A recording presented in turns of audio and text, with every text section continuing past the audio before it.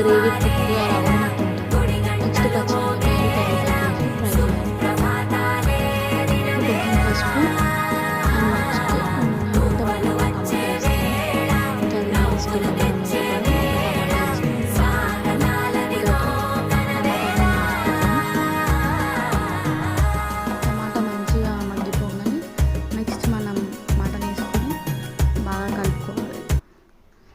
కలుపుకొని కొంచెం సేపు మూత పెట్టుకొని మళ్ళీ తీసి మళ్ళీ కలిపి దాంట్లో కొంచెం సాల్ట్ వేయాలి. సాల్ట్ వేస్తే ఏమవుతుందంటే సాల్ట్ వేసి మూత పెట్టడం వల్ల ఆవిరికి వాటర్ అనేది దాంట్లో నుంచి ఊరుతుంది. ఆ వాటర్ ఊడి కొంచెం ఉడుకుతూ ఉంటుంది. అప్పుడు మనం కారం వేసుకోవాలి.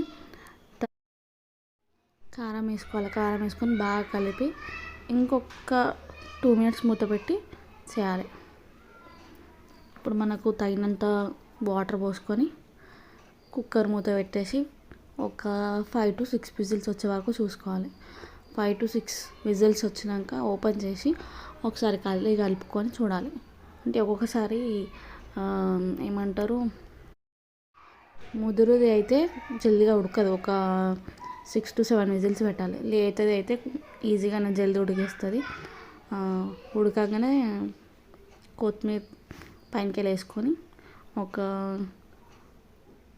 5 minutes స్టవ్ మీద పెట్టుకొని దాని మించి కొంచెం మటన్ మసాలా వేసుకొని స్టవ్ ఆఫ్ చేసి ఈ కర్రీ వేడి వేడి రైస్లోకి కానీ లేదా చపాతీలోకి కానీ తింటే చాలా బాగుంటుంది. చాలా స్పైసీగా మంచిగా ఉంటుంది.